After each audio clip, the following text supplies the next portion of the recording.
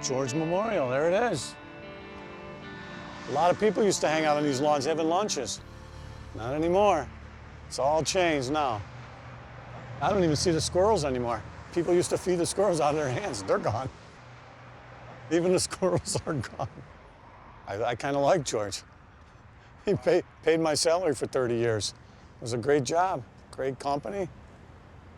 Now it's just, I don't know, not so great anymore. I worked in Building 58 when I first started here, film finishing, and then I became a mechanic there, worked there about 19 years, and then went to a coating machine, Building 29. We worked either 7 to 3, 3 to 11, or 11 to 7 in the morning, switched every week. You go in and just work. It was, it was a good job. Paid good money. It was good. Everything was good.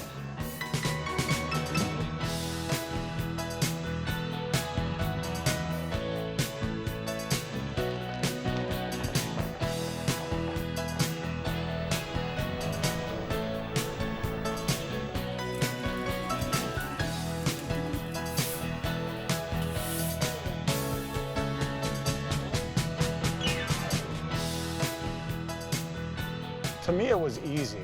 When you get out of high school, you get a job, you're pretty much set for life. I bought a house after 2 years of Kodak, so I had lived on my own there, probably 23 years old when I bought my first house. And then, 5 years later, got married, started raising kids. When I got hired at Kodak, I thought I was going to work one job, and then that would be it. I'd retire from Kodak, like my father did. But everything's changed. I'm interested in this Kodak pizza. What is that? It's a pizza with Italian sausage, roasted red peppers, basil, and your mozzarella cheese and tomato sauce. Oh, okay. Is it red and yellow? Is it red and yellow? Yes. Okay, there it is. Yes, it is. It says Kodak right in the middle of it. I'll take one of those. Thanks a lot, guys. Do they serve a Kodakery? Wouldn't surprise me if they did. When I first came, I couldn't get over this place. I mean, first of all, there was a lot of people working. And I remember most people that worked at Kodak most of their lives. And I'll tell you, it was unusual to ever know anybody who actually left the company voluntarily. They used to interview the outgoing people. Yeah, they'd want to know, what do we do wrong? Nobody left. Our job was to say, what's the future? And we pointed out in many cases exactly what it was. It's just the company could not get its head around it. I built the first digital camera and playback system, and I demonstrated it to Kodak management in 1976. I could walk into a conference room, take available light photos, and show it to them on a TV set right there. No film, no paper. They didn't ask me how, they asked me why. Why would you want to do that? Why would anybody want to look at that picture on a television set? What's an electronic photo album going to look like? There's no personal computers around, right? They didn't even think people would ever want it, because think about it, prints were everything.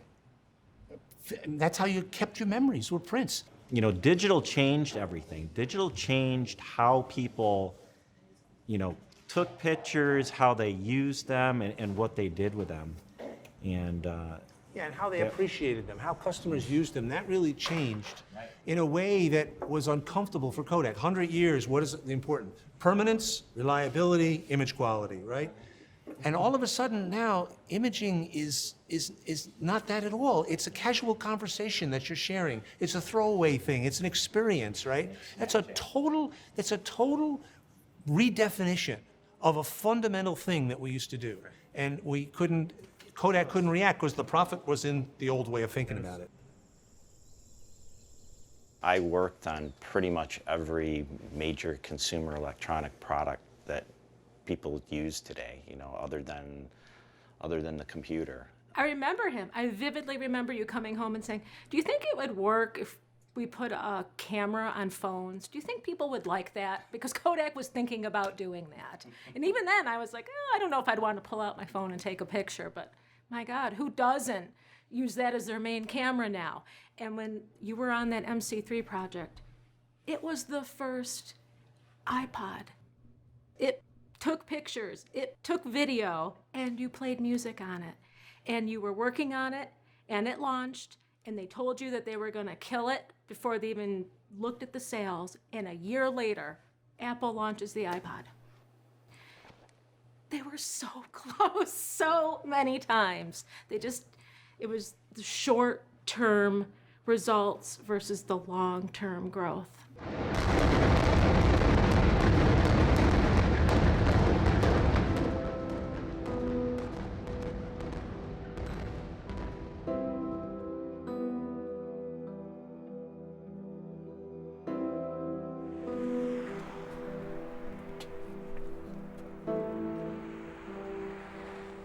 This is the old Kodak Park, business park. A lot of buildings imploded right here, so not as many buildings as once stood here.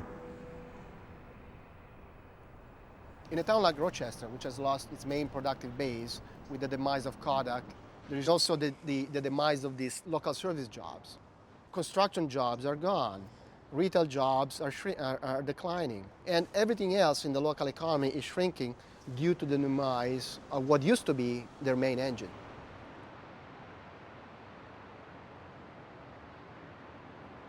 There's no question that the demise of Kodak and the decline of Rochester has to do with new technologies.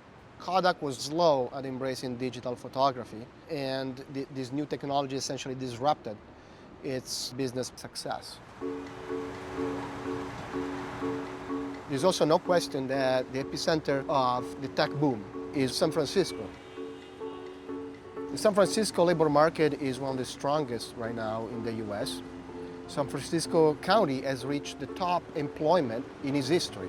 The main driver of the strength of the labor market in San Francisco is, of course, the tech sector.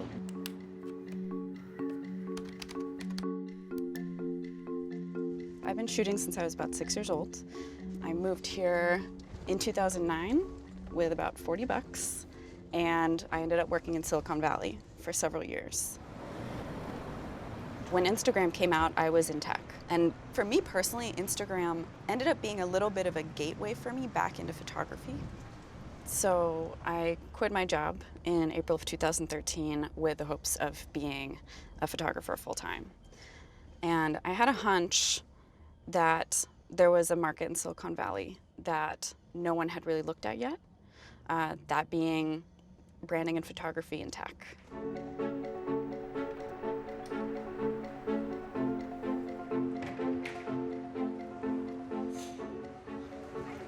Hi, How are you? I'm Helena. Enrico. Very nice to meet you. Nice to meet you. Thanks for coming. Yeah, so glad we get to do this.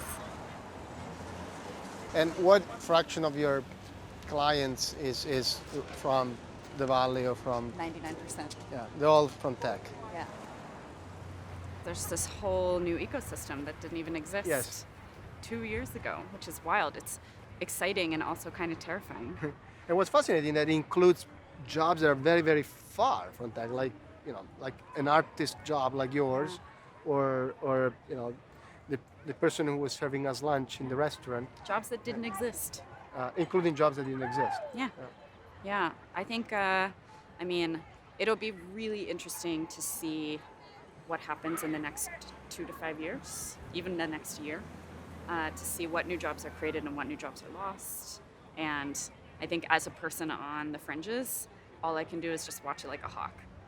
I think we are into the new economy, and the new economy is one that is much more driven by technological change. And I think people are going to have to move around a lot more in their jobs, and maybe even have to do that in their careers. These are trends that are very strong, and what it means is rapid change, uncertainty, and impermanence. Julia, ready to go, hon? Let's roll. Okay. Bye, honey. Bye, have a good day. You too. I work for Rochester Regional Health System now. I work as a project manager, and I'm managing large implementations of electronic medical records. All right. Bye, sweetie. You have a good day. Love you. We're switching over basically from paper systems to electronic, and I'm helping to roll out these new programs.